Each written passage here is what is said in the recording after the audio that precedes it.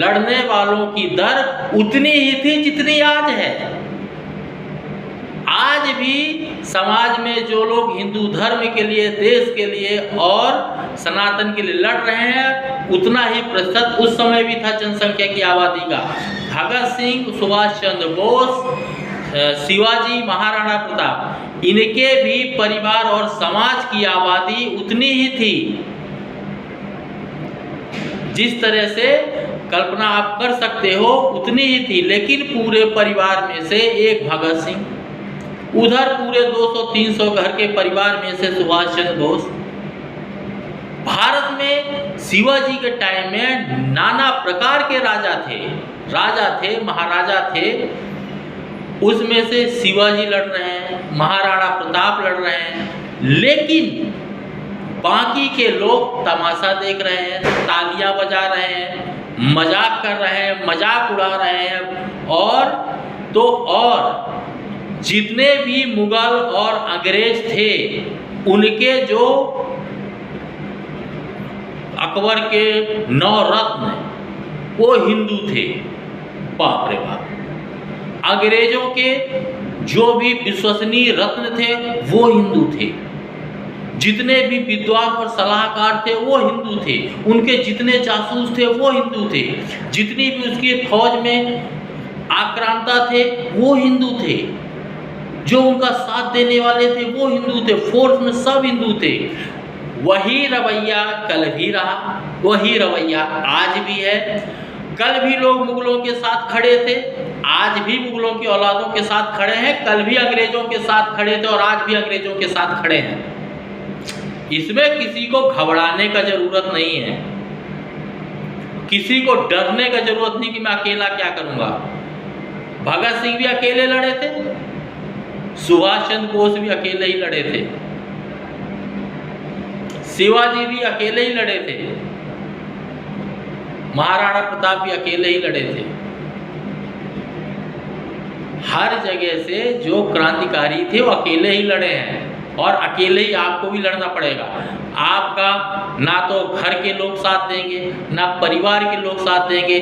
जब आप देश और धर्म की बात करते हैं ना, जब आप देश और धर्म की बात करते हैं तो सबसे पहले जो विरोध शुरू होता है आपके घर और परिवार से शुरू होता है। आपको विश्वास नहीं होता है, आप आज ही जाइए अपने घर में प्रैक्टिकल कीजिए। हम भुगते हुए बैठे हैं, हम भुगते हुए बैठे हैं। अगर आप देश और समाज की बात करेंगे तो आपकी पत्नी चैन से रोटी नहीं खाने देगी, साथ तो देना दूर की बात। आपके बच्चे आपका मजाक उड़ाने लगेंगे, ताने देने लगेंगे, माँ बाप आपको घर से निकाल देंगे, आपको घर में रहना मुश्किल हो जाएगा, सपना हो जाएगा घर में रहना। देश और धर्म की बातें करना आसान होता है और जब चलते हैं ना तब मालूम पड़ता है। जो लोग सोशल मीडिया में आके सनातन धर्म के पक्ष में, हिंदुओं के पक्ष में और आक्रांताओं और मुगलों के विरोध में जो तर्क वितर्क कुतर्क कर रहे हैं, उनके घर और परिवार की स्थिति जाके देखिए, समाज के लोगों को देखिए, कितनी हीन भावना से उस आदमी को देखा जाता होगा। इसलिए समाज और धर्म और देश के लिए लड़ना आसान नहीं होता है। आप लोगों को तो क्या, आप लोगों को तो मजाक, तर्क कुतर्क वितर्क, आप लोग तो उन्हीं में से हैं जो किस अंग्रेज ने अपना रैली निकाला हुआ था तो लोग खड़े होकर तालियां बजा रहे थे, उसकी विजय पे तालियां बजा रहे थे। है हम लोग तो बट जाते हैं। हम तो कोई कांग्रेस का है, कोई भाजपा का है, कोई आरएसएस का है, कोई बजरंग दल का है, कोई भीम का है, कोई मीम का है, कोई बसपा का है, कोई सपा का है, आम आदमी पार्टी के हैं। ऐसे ही ऐसे बढ़ते रहो, कटते रहो, इंतजार कीजिए अपनी अपनी बारी का। हमारा तो क्या है, हम तो आज है कल नहीं रहेंगे और जब मर भी जाएंगे तो हमारी आत्मा शांति से जहाँ कहीं रहेगी वहाँ वास करेगी। कल को अगर हमारा मर्डर भी होता तो हमारे बच्चे तो कहेंगे कि देश के लिए मर गया, धर्म के लिए मर गया। आप लोगों क्या, जब कभी भगवान ना करे, ईश्वर ना करे, जो कल्पना परिकल्पना भारत और धर्म और सनातन के लिए की जा रही है, और कभी वो आक्रांताओं के मनोबल बढ़ते हैं और इस्लामीकरण होता है, तो कम से कम मेरी आने वाली पीढ़ी ये तो नहीं कहेगी कि जब सारे लड़ रहे थे तो हमारा बाप घर में चूड़ी पहन के छुप कर बैठा था। हम भी कटने के लिए तैयार हैं, हम भी मरने के लिए तैयार हैं, हमें कोई डर नहीं है।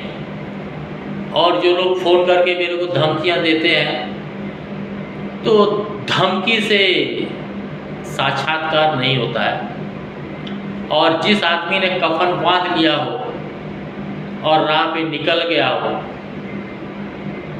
तो साफ शब्दों में कह देना चाहता हूँ कि उस रास्ते में वापसी का ऑप्शन नहीं है, और ना वापसी करने के हिसाब से हम निकले हैं। हम चले ही हैं मरने के लिए, और नहीं चलते तो भी मरना है, अपनी मौत मरना है, किसी न किसी तरह से मरना है। तो धर्म के नाम पे तुम्हारे हाथ से ही सही, हम मरने के लिए तैयार हैं। लेकिन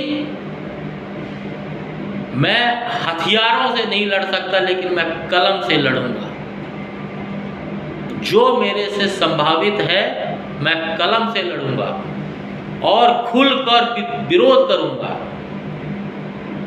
जिसको पसंद हो वो साथ में आए, जिसको ना पसंद हो वो